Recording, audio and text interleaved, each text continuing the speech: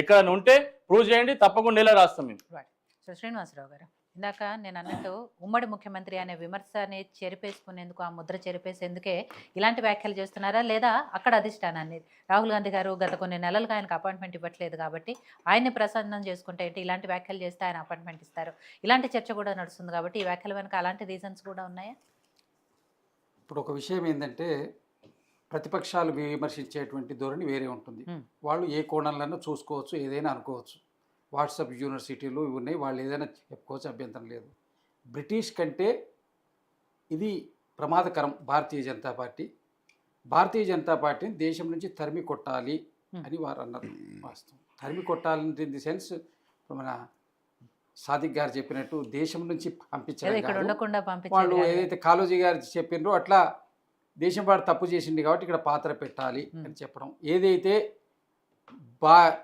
Congress Mukt Bharat BJP slogan ఉందో అలాంటిదే భారతీయ జనతా పార్టీని దేశం నుంచి తరిమి కొట్టాలనేటువంటి అంశం. తర్వాత మీరు భారతీయ జనతా పార్టీని ఎందుకు మనం తరిమి కొట్టాలి? ప్రతి రాజకీయ పార్టీకి దేశంలో తన అస్తిత్వాన్ని కాపాడుకునేటువంటి అవకాశం ఉండాలి, అదే ప్రజాస్వామ్యం. అయితే భారతీయ జనతా పార్టీ యొక్క విధానాలు సామాన్య ప్రజలకు వ్యతిరేకంగా ఉన్నాయి కాబట్టి దాన్ని ఎడగొట్టాలి, దాన్ని పదవి నుంచి తప్పించే అవకాశం చేయడం కోసం, ప్రజలను జాగృతం చేయడం కోసం ఇచ్చినటువంటి పిలుపది. రేవంత్ రెడ్డి గారు ఎందుకు మాట్లాడినరు? భారతదేశంలో ఉన్నటువంటి రాష్ట్రాల్లో 3 రాష్ట్రాల్లో కాంగ్రెస్ పార్టీ ప్రభుత్వం ఉన్నది. కర్ణాటక, తెలంగాణ అండ్ హిమాచల్ ప్రదేశ్. తెలంగాణలో, కర్ణాటకలో భారతీయ జనతా పార్టీకి ఇక్కడ కొద్దిగా తెలంగాణలో ఇప్పుడిప్పుడే ఎగురిస్తుందని వాళ్ళు అనుకుంటున్నారు. ఎందుకంటే మన 8 ఎంపీ సీట్లు ఇప్పటి వరకు పాపం గౌతమ్ ప్రసాద్ గారు, సాయి కిరణ్ గారు చాలా ఎత్తున దానికి అర్జన పడ్డారు. మరి పార్లమెంట్ ఎన్నికల్లో భారతీయ జనతా పార్టీకి సపోర్ట్ చేసి వాళ్ళ అభ్యర్థులను కూడా ఇచ్చిండ్రు కదా, ఎంతోమంది అభ్యర్థులను కూడా ఇవ్వడం బట్టి 8 సీట్లు వాళ్ళు సాధించారు. సరే, ఇప్పుడు ఆ కారణం చేతనో ఏ కారణం చేతైనా భారతీయ జనతా పార్టీ ఇక్కడ కొంత ఆశ చిగురించి బీఆర్ఎస్కు అస్తిత్వం దెబ్బతినే అవకాశం వచ్చింది కాబట్టి వాళ్ళు దాన్ని ప్రొటెక్ట్ చేసుకునే ప్రయత్నం చేస్తున్నారు. ఇక్కడ భారతీయ జనతా పార్టీకి ఎదుగుతుంది, భారతీయ జనతా పార్టీ ఇప్పుడు రేపు ఇక్కడ అధికారంలోకి రాబోతుంది అని వాళ్ళు జాతీయ స్థాయిలో జరుగుతున్న ప్రచారాన్ని తిప్పికొట్టడానికి ఆయన ఆ వ్యాఖ్యలు చేసిండు. భారతీయ జనతా పార్టీని అసలు ఎందుకు మనం తప్పించాలి అధికారం నుంచి అని ఎందుకు అనుకోవాలి? వాళ్ళు ఎన్నికల ముందు వారికి సంబంధించినటువంటి ముఖ్యమైన నాయకులందరూ ఏం మాట్లాడినారు? దేశంలో పెరుగుతున్నటువంటి పెట్రోల్, డీజిల్ ధరలు, పెట్రోలియం ప్రొడక్ట్స్ యొక్క ఉత్పత్తుల జరుగుతున్నటువంటి ధరలు, దేశం చైనా నుంచి ఎంతో భూభాగాన్ని ఆక్రమిస్తుంది, అయినా యూపీఏ గవర్నమెంట్ మా బేటీకే సర్కార్ చుప్ బైటే ఉనే కుచ్చుకొని హైకర్రా ఆయన రిమోట్ పాపం అని అత్యంత మేధావి అయినటువంటి మన్మోహన్ సింగ్ గారిని అవమానకరంగా నేషనల్ డయాస్ మీద మాట్లాడి అత్యంత ఘోరమైన పరిస్థితుల్లో అవమానించారు. అంత ఘోరంగా కాంగ్రెస్ పార్టీ ఒక రాజకీయ నేపథ్యం ఉన్న పార్టీ మొదటి నుంచి కాబట్టి అంత ఘోరంగా మాట్లాడలేదు. వీళ్ళు చెప్పేది ఏంటంటే, భారతీయ జనతా పార్టీ సామాన్యుడికి అన్ని వస్తువులు అందుబాటులో లేకుండా చేయడం, ఉపాధి కల్పనలో కూడా పూర్తిగా వైఫల్యం చెందింది. వాళ్ళు 2 కోట్ల ఉద్యోగాలు, 1 కోటి ఉద్యోగాలు అది పక్కన పెట్టి చాలామంది వారికి ఉపాధి కల్పనలో కూడా ఇది దెబ్బతిన్నది. మిత్రులు సాయి కిరణ్ గారు మాట్లాడుతూ 30 రూపాయలు కేంద్ర ప్రభుత్వం ఇస్తున్నది, ఆహార భద్రతా చట్టాన్ని తెచ్చింది యూపీఏ ప్రభుత్వం. యూపీఏ ప్రభుత్వం ఆహార భద్రతా చట్టాన్ని తెచ్చి కంపల్సరీ ఇది ఇవ్వాలని పెట్టిన దాంట్లో భాగంగానే మీరు 30 రూపాయలు ఇచ్చినా, 20 రూపాయలు ఇచ్చినా, గోధుమలు తినే దగ్గర గోధుమలు ఇచ్చినా, రైస్ ఇచ్చిండ్రు. ఇంతకుముందు గత ప్రభుత్వాలు కూడా ఇచ్చిండ్రు. ఎక్కడ ప్రధానమంత్రి ఫోటోలు పెట్టమని మేము ఎక్కడ ప్రచారం చేయమని అడగలేదు. ప్రతిపక్ష పార్టీలు ఉన్న దగ్గర ఇక్కడ పెట్టుకోండి అని ఎవరు చెప్పలేదు. ఆ 30 రూపాయలు మేము ఇస్తున్నాం కాబట్టి మా ఫోటో పెట్టండి అని చెప్పి ఆర్థిక మంత్రి అయినటువంటి నిర్మలా సీతారామన్ గారు రేషన్ షాపుకు అడిగినటువంటి గొప్ప సంస్కృతి మాకు లేదు.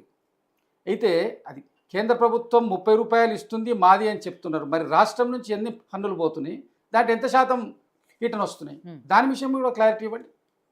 30 రూపాయలు మేము ఇస్తున్నాం అని చెప్పడానికి ఏమన్నా కేంద్ర ప్రభుత్వం సపరేట్ వస్తున్న వనరు నుంచి కాదు కదా, దేశంలో ఉన్నటువంటి అందరు పౌరులు కడుతున్నారు. దాంట్లో మనం కట్టే వాటా ఎంత, మనకు వస్తున్న వాటా ఎంత, అది అనేక మీడియాల్లో వేదికల మీద చర్చలు జరుగుతూనే ఉన్నాయి. దక్షిణ భారతదేశం ఉత్తర భారతదేశానికి మధ్య వైవిధ్యానికి కూడా మేము ఎంత పన్ను కడుతున్నాం, మాకెంత రిటర్న్ వస్తుంది, అసలు మనకంటే తక్కువ స్థాయిలో పన్ను కట్టే వారికి 4 ఇంతలు 5 ఇంతలు 10 ఇంతలు ఎక్కువ శాతం పన్నుపోతున్నటువంటి పరిస్థితి ఉన్నది. ఉమ్. ఈ పరిస్థితిని ఏ విధంగా చూస్తారని దేశవ్యాప్తంగా ఇవాళ చర్చ జరుగుతుంది. ఈ చర్చకు కారణం ఎవరు? భారతీయ జనతా పార్టీ మేము 30 రూపాయల రైస్ ఇస్తున్నామని మాత్రమే చెప్తున్నారు. కరోనాలో తీవ్రంగా దెబ్బతినున్న పరిస్థితిలో మీరు కేవలం 5 కిలోలు 6 కిలోలు బియ్యం ఇచ్చేసి చేతులు కొలుపుకున్నారు. మీరు ఎవరికి ఏం చేశారు? కరోనా అండ్ నోట్ల రద్దు తర్వాత జారిపడిన విపత్తులకు మీరు చేయడానికి మా రాష్ట్రాల్లో ఏం చేస్తాం? కేంద్రమే కదా ఇచ్చేది 30 రూపాయలు.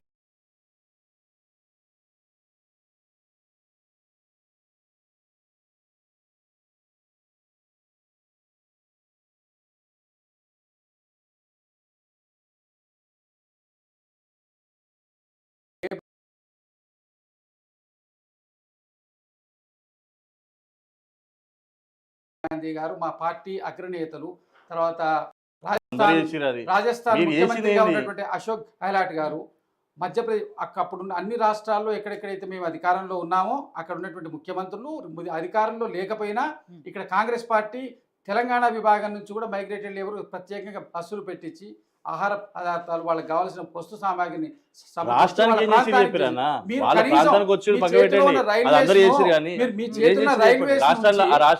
పోవడానికి కూడా వాళ్ళకి ఇవ్వలేదు కదా. మీరు ఆ రాష్ట్రంలో ప్రత్యేకంగా ఏం చేసి చెప్పండి. కరోనా నుంచి బయటపడడానికి మేము ఆరోపణ చేసినప్పుడు మనం కూడా ఒకసారి ఇట్లా ఎంజాయ్ చేసుకోవాలి. మేము వెనక చూసేది కేంద్ర ప్రభుత్వం 10 సంవత్సరాలుగా పూర్తిగా వైఫల్యం చెందింది.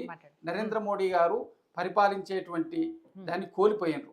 ఎందుకంటే సామాన్యుడికి జీవితాన్ని పెనుభారం చేసి ప్రభుత్వ ఆస్తులను కట్టబెడుతున్నారు కాబట్టి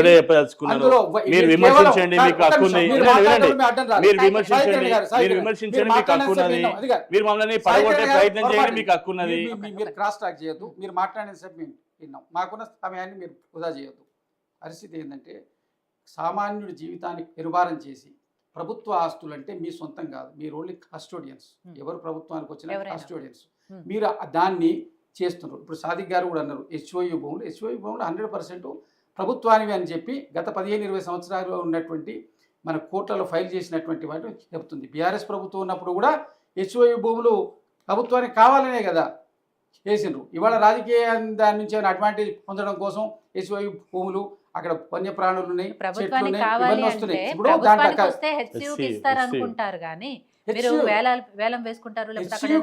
ఇప్పుడు వేరే దగ్గర వాళ్ళకి హెచ్యూకి అలొకేషన్ చేసి ఈ ల్యాండ్ ప్రభుత్వం తీసుకుంది. దాని మీద డిస్ప్యూట్ నడుస్తుంది. కోర్టు నుంచి ఏదో కొంత సానుకూలమైంది రాబట్టి దాన్ని తీసుకునే ప్రయత్నం హార్ట్ ఆఫ్ ది సిటీలో ఉన్నది. అక్కడ ఏదైనా మంచి డెవలప్మెంట్ వస్తే ఎంప్లాయ్మెంట్ జనరేషన్స్కు వాటికి ఉంటుందని ప్రభుత్వం దాన్ని ఆలోచించింది. నేను అందరి నిర్దేశకత్వం మీద ఆలోచన మీద ఏమన్నా ఉంటే మార్పులు చేర్పులు చేయడానికి వాళ్ళు ఏమి దాన్ని కాజేయడానికి చూడలేదు.